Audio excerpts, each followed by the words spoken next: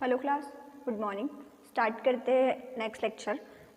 हमारा इसके पहले हम क्या पढ़ चुके हैं, लैक ऑपेरॉन और कैटाबोलिक जीन एक्सप्रेशन क्या होता है वो हम लोग लैक ऑपेरॉन में देख चुके हैं। हमारा नेक्स्ट क्या है, रिप्रेसिबल ओपेरॉन। क्या नाम है आपके नेक्स्ट टॉपिक का, रिप्रेसिबल ओपेरॉन। ये लास्ट टॉपिक है इस यूनिट का आपका, ठीक है। रिप्रेसिबल ओपेरॉन को ही क्या कहते हैं, ट्रिप ओपेरॉन, ठीक है। ट्रिप ओपेरॉन या रिप्रेसिबल ओपेरॉन एक ही है, ठीक है। तो ट्रिप ओपेरॉन का फुल फॉर्म क्या होता है, ट्रिप्टोफैन ओपेरॉन। ट्रिप्टोफैन क्या होता है आप सभी लोग को पता होगा, अपन ने क्या पढ़े थे, अमाइनो एसिड्स पढ़े थे, वहाँ पे आया था ट्रिप्टोफैन नाम।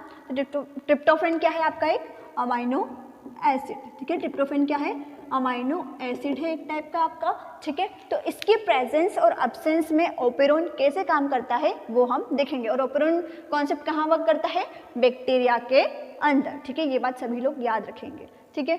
और ट्रिप ओपेरॉन को क्या कहते हैं, रिप्रेसिबल ओपेरॉन भी कहते हैं। और ट्रिप ओपेरॉन का फुल फॉर्म क्या है, ट्रिप्टोफैन ओपेरॉन, जो कि क्या है, अमाइनो एसिड। कौन, ट्रिप्टोफैन। आपका ट्रिप्टोफैन क्या है, एक प्रकार का अमाइनो एसिड है, ठीक है।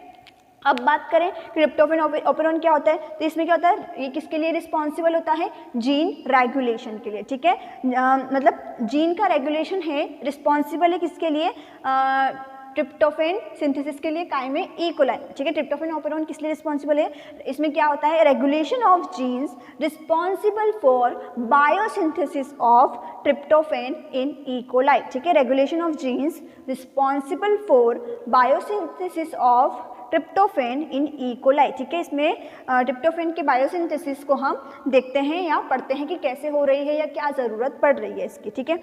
इसके अंदर कितने, ट्रिप्टोफैन ओपेरॉन के अंदर आपको अमाइनो एसिड की बायोसिंथेसिस देखते हैं हम, किसकी, ट्रिप्टोफैन की, कि कब ज़रूरत पड़ रही है, ट्रिप्टोफैन कैसे बन रहा है वहाँ पे, कैसे उसकी बायोसिंथेसिस हो रही है, वो हम इस ओपेरॉन के अंदर स्टडी करते हैं। तो सबसे पहले देखें तो इसमें कितने 5 स्ट्रक्चरल जीन्स होते हैं। लैक ओपेरॉन में कितने थे हमारे, 3 स्ट्रक्चरल जीन्स है। देखिए वो अपने हमने बताया था आपको कौन कौन से एंजाइम कैसे वर्क कर रहे हैं, 3 स्ट्रक्चरल जीन्स देखे थे हमने वहाँ पे। यहाँ पे कितने हैं, 5 स्ट्रक्चरल जीन्स होते हैं, किसके अंदर, ट्रिप्टोफैन ओपेरॉन के अंदर। तो ये क्या होते हैं और इनके नाम क्या है वो देखेंगे। ये 5 प्रकार के स्ट्रक्चरल जीन्स हैं जिनकी ज़रूरत आपको पड़ती है, जिनकी आवश्यकता पड़ती है काय के लिए, सिंथेसिस ऑफ ट्रिप्टोफैन, ठीक है। ट्रिप्टोफैन की बायोसिंथेसिस अगर आपको करवानी है तो आपको इन 5 स्ट्रक्चरल जीन्स की ज़रूरत पड़ेगी इस ओपेरॉन के अंदर। तो देखिए सबसे पहले कौन कौन सा है आपका, सबसे पहले ट्रिप ई, ट्रिप डी, ट्रिप सी, ट्रिप बी और ट्रिप ए। ये कितने आपके 5 स्ट्रक्चरल जीन्स हैं। क्या है आपके स्ट्रक्चरल जीन्स है आपके, कितने, 5, ठीक है। तो ट्रिप्टोफैन ई जो है आपका स्ट्रक्चरल,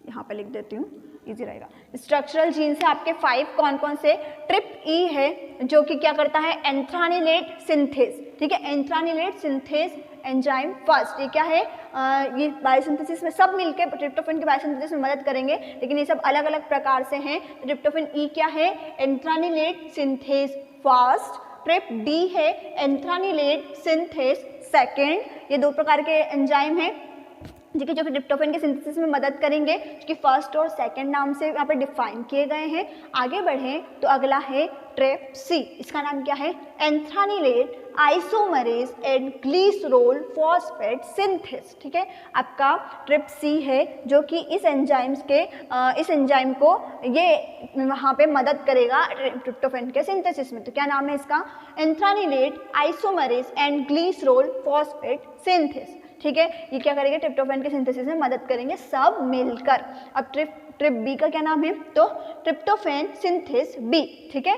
ट्रिप्टोफैन सिंथेस बी और ए का ट्रिप्टोफैन सिंथेस ए, ठीक है। ये जो होते हैं दोनों, ट्रिप बी और ट्रिप ए, ये जो एक ही एंजाइम की 2 सब यूनिट्स होती हैं, मतलब कोई भी एक प्रोटीन, एक एंजाइम है उसकी 2 सब यूनिट है, मतलब एक ही पेड़ के 2 फल है, ऐसा बोल सकते हैं आप लोग, ठीक है। तो एक ही एंजाइम की 2 सब यूनिट है, कौन सी, ट्रिप्टोफैन सिंथेस बी और ट्रिप्टोफैन सिंथेस ए। समझ में आया कि 5 स्ट्रक्चरल जीन्स है जो साथ में मिलकर क्या करेंगे, ट्रिप्टोफैन के बायोसिंथेसिस में मदद करेंगे। तो सबसे पहले ट्रिप ई देखा आपने, ट्रिप डी दिखा, ट्रिप सी, ट्रिप बी और ट्रिप ए, कि ये कैसे मिलकर मतलब कैसे करेंगे वो तो हम आगे पढ़ेंगे, लेकिन इन 5 स्ट्रक्चरल जीन्स की आपको ज़रूरत लगेगी अगर आपको ट्रिप्टोफैन की बायोसिंथेसिस करवानी है तो, ठीक है। तो क्या करते हैं, ये जो 5 आपके एंजाइम है, अब ट्रिप्टोफैन ऑपेरॉन को क्या कहते हैं, आप ये बात ये सभी याद रखेंगे, इंपॉर्टेंट, यहाँ पे स्टार मार्क कर लेंगे कि ट्रिप्टोफैन ऑपेरॉन को ही क्या कहते हैं, आपका रिप्रेसिबल ऑपेरॉन कहते हैं, ठीक है। अगर रिप्रेसिबल आ जाए तो भी ट्रिप लिखेंगे और ट्रिप आ जाए तो भी ट्रिप ही लिखेंगे, ठीक है। तो क्या करते हैं, 5 स्ट्रक्चरल जीन्स होते हैं, इसके अंदर भी लेकोपेरोन के जैसा ऑपरेटर रीजन होता है, प्रमोटर रीजन होता है और रेगुलेटरी रीजन्स होते हैं, ठीक है। जैसे कि आपके उसके अंदर थे जिसको ओ से डिनोट किया था आपने, ऑपरेटर, प्रमोटर और रिप्रेसिबल को यहाँ पे ट्रिप आर से डिनोट करते हैं, ठीक है। जैसे O trip, P trip, R trip, ये इस प्रकार से इन तीनों को डिनोट करते हैं, क्या ऑपरेटर आपका, ये प्रमोटर और ये रेगुलेटरी प्रोटीन या रेगुलेटरी रीजन जो होता है या रेगुलेटरी जीन्स जो होते हैं वो प्रेजेंट होते हैं वहाँ पे। रेगुलेटरी जीन्स क्या करते हैं, mRNA से प्रोटीन बनाने में आपकी मदद करते हैं, ठीक है। ट्रिप्टोफैन ऑपेरॉन को रिप्रेसिबल ऑपेरॉन भी कहते हैं। सबसे पहले आप देखेंगे कि यदि इन्वायरमेंट में ट्रिप्टोफैन अगर प्रेजेंट है तो क्या होगा, ठीक है। आपके वहाँ पे क्या होता है, जो आपका ट्रिप्टोफैन का स्ट्रक्चर होता है वहाँ पे क्या होता है, एक एपो रिप्रेसिबल वहाँ पे, ठीक है, ये बाद में पढ़ेंगे हम लोग। इसके पहले देखें कि जब अगर ट्रिप्टोफैन प्रेजेंट होगा तो क्या होगा और जब ट्रिप्टोफैन एब्सेंट होगा तो क्या होगा। तो यहाँ बात करें सबसे पहले कि ट्रिप्टोफैन अगर प्रेजेंट है तब क्या होगा। ये जीन्स के नाम आपको लिखने हैं और इसको नोट भी करना है, ये जीन्स बहुत इंपॉर्टेंट है, इनके नाम भी कभी कभी 2 नंबर वाले क्वेश्चन में पूछ लिए जाते हैं, तो ये याद रखें, बहुत इंपॉर्टेंट है, इनके नाम अधिकतर एग्जाम्स में पूछा जाता है।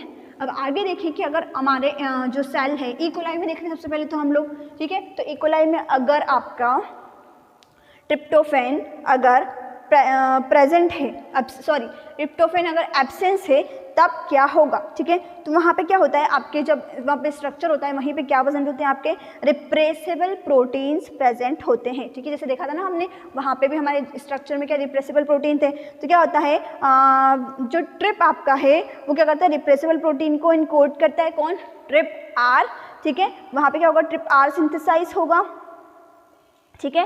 ट्रिप आर सिंथेसाइज होगा तो क्या होगा, वहाँ पे वो क्या कराएगा, होमोडाइमर फॉर्म करेगा और आरएनए पॉलीमरेज क्या करेगा वहाँ पे, सबसे पहले क्या होगा कि आपके क्या एनवायरमेंट में क्या है, ट्रिप्टोफैन प्रेजेंट, सॉरी एब्सेंट है, बार बार प्रेजेंट बोल रही हूँ, क्या है आपका ट्रिप्टोफैन प्रेजेंट, एब्सेंस, फिर से प्रेजेंट। अगर इन्वायरमेंट में ट्रिप्टोफैन एब्सेंस है तब क्या होगा, मतलब ट्रिप्टोफैन है ही नहीं, ठीक है, तब क्या होगा, तो trp repressor protein encode by trp R is synthesize. वहाँ पे क्या होगा, ट्रिप आर का सिंथेसिस होगा, वहाँ पे ट्रिप्टोफैन रिप्रेसिबल प्रोटीन का वहाँ पे सिंथेसिस होगा और वहाँ पे क्या बनेगा, एक होमोडाइमर का फॉर्मेशन होगा। होमोडाइमर का फॉर्मेशन होगा तो क्या होगा, रिप्रेसिबल प्रोटीन क्या हो जाएंगे, इनएक्टिवेट हो जाएंगे, क्योंकि वहाँ पे बाइंड हो जाएगा, उसके साथ क्या एक डाइमर आके बाइंड हो जाएगा। तो अब रिप्रेसिबल प्रोटीन क्या जो एक्टिव थे वो क्या हो जाएंगे, इनएक्टिवेट हो जाएंगे और प्रमोटर रीजन्स पे, प्रमोटर साइड पे जाके बाइंड नहीं कर पाएंगे और आरएनए क्या कर पाएगा, ट्रांसक्राइब स्ट्रक्चरल जीन का ट्रांसक्रिप्शन वहाँ पे होता रहेगा। मतलब क्या समझ में नहीं आ रहा होगा आई थिंक, क्या हो रहा है, अगर एनवायरमेंट में आपका ट्रिप्टोफैन एब्सेंस है, ट्रिप्टोफैन नहीं है, तब क्या होंगे वहाँ पे रिप्रेसिबल प्रोटीन जो है वो क्या करेंगे, रिप्रेसिबल प्रोटीन जो है वहाँ पे सिंथेसाइज होंगे उस समय पे और क्या बना लेंगे, वहाँ पे एक होमोडाइमर का फॉर्मेशन कर लेंगे। अब होमोडाइमर का फॉर्मेशन कर लिया उन्होंने, तो रिप्रेसिबल, जैसे कि ये आपका एक रिप्रेसिबल प्रोटीन यहाँ था, इसने क्या किया, यहाँ पे कि इसके साथ आगे कुछ बाइंड हो गया, तो ये कैसा हो गया, आप इनएक्टिवेट हो गया। जब ये अकेला था तो कैसा था, ये एक्टिव था, अब कैसा है, ये इनएक्टिव हो गया, ठीक है। तो अब क्या कर पाएगा, ये जाके प्रमोटर साइट पे बाइंड नहीं कर पाएगा, मतलब इसकी जो क्षमता थी वहाँ बाइंड होने की वो खत्म आ गई, उसने इसको आके यहाँ पे रोक दिया, ठीक है। तो रिप्रेसिबल प्रोटीन क्या हो गया, इनएक्टिवेट हो गए, ये क्या कर पाएंगे, और प्रमोटर रीजन से जाके बाइंड नहीं कर पाएंगे, ठीक है। अब प्रमोटर रीजन से जाके बाइंड नहीं कर पा रहे हैं तो वहाँ पे जो प्रोसेस चल रही है वो अब रुकेगी नहीं, है ना। आरएनए पॉलीमरेज क्या रहेगा, अपना काम वहाँ पे रेगुलरली करता रहेगा। आरएनए पॉलीमरेज जो स्ट्रक्चरल जीन्स काम करवा रहे हैं वो करते रहेंगे। अगर ये जाके वहाँ पे बाइंड हो जाता तो क्या होता, वो सिंथेसिस आगे की रुक जाती, आरएनए पॉलीमरेज अफेक्ट होता, उसकी एक्टिविटी रुक जाती। ठीक है, अब समझ में आया होगा कि ट्रिप्टोफैन जब एब्सेंट है तब क्या होगा, वहाँ पे एक रिप्रेसिबल प्रोटीन्स का फॉर्मेशन होगा जो कि क्या करेंगे, एक होमोडाइमर बना लेंगे। होमोडाइमर बनाने की वजह से क्या हो जाएंगे, प्रमोटर रीजन से बाइंड नहीं कर पाएंगे और प्रमोटर रीजन पे बाइंड न कर पाने की वजह से स्ट्रक्चरल जीन्स जो है वो अपना काम कंटिन्यू करते रहेंगे। ठीक है, अब क्या है प्रेजेंस है, व्हेन ट्रिप्टोफैन इज प्रेजेंट। ठीक है, अगर ट्रिप्टोफैन क्या है, प्रेजेंट है इन्वायरमेंट में, प्रेजेंट है तब क्या होगा, अगर इन्वायरमेंट में ट्रिप्टोफैन प्रेजेंट है तो क्या होगा, ट्रिप्टोफैन प्रेजेंट है तो जो एंजाइम है बायोसिंथेसिस के लिए, ठीक है, वो ज़रूरत ही नहीं है, ट्रिप्टोफैन खुद ही प्रेजेंट है ना। अब बायोसिंथेसिस की ज़रूरत क्या है, ट्रिप्टोफैन अगर प्रेजेंट है इन्वायरमेंट में तो सिंथेसिस करने की ज़रूरत है क्या, मतलब अगर क्लास में मेरी स्टूडेंट्स प्रेजेंट है तो मुझे स्टूडेंट्स को बुलाने की ज़रूरत है क्या, नहीं है तभी तो मैं बुलाऊंगी।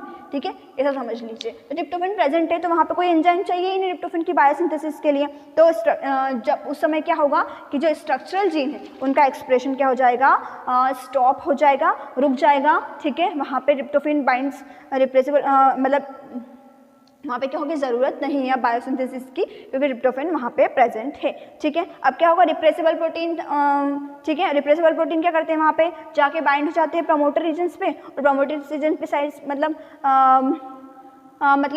ये क्या हो रहा है, प्रेजेंट है तो वहाँ पे रिप्रेसिबल प्रोटीन। हाँ, अब ये जो आपका रिप्रेसिबल प्रोटीन था ये क्या कर रहा है, होमोडाइमर नहीं बना पा रहा है यहाँ पे, है ना, अभी क्या हो रहा है, एक्टिव है तो ये जाके वहाँ पे बाइंड कर ले रहा है और बाइंड कर ले रहा है तो वहाँ पे जाके क्या रोक देता है आगे स्ट्रक्चरल जीन की प्रोसेस को। मतलब कि अब ट्रिप्टोफैन की ज़रूरत नहीं है, तुम ट्रिप्टोफैन का बायोसिंथेसिस मत करो क्योंकि ट्रिप्टोफैन क्या है, जितनी मात्रा में चाहिए उतनी मात्रा में यहाँ पे प्रेजेंट है, अगर एब्सेंट होगा तो ही हमें बनाना है, अदरवाइज हमें उसको फॉर्मेशन की ज़रूरत नहीं है।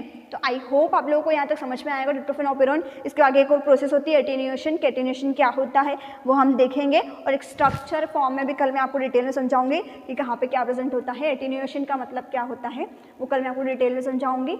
आज के लेक्चर में इतना ही, आगे कल कंटिन्यू करेंगे। कुछ समझ में नहीं आया होगा तो पूछ लें और पढ़ाई करें। Thank you.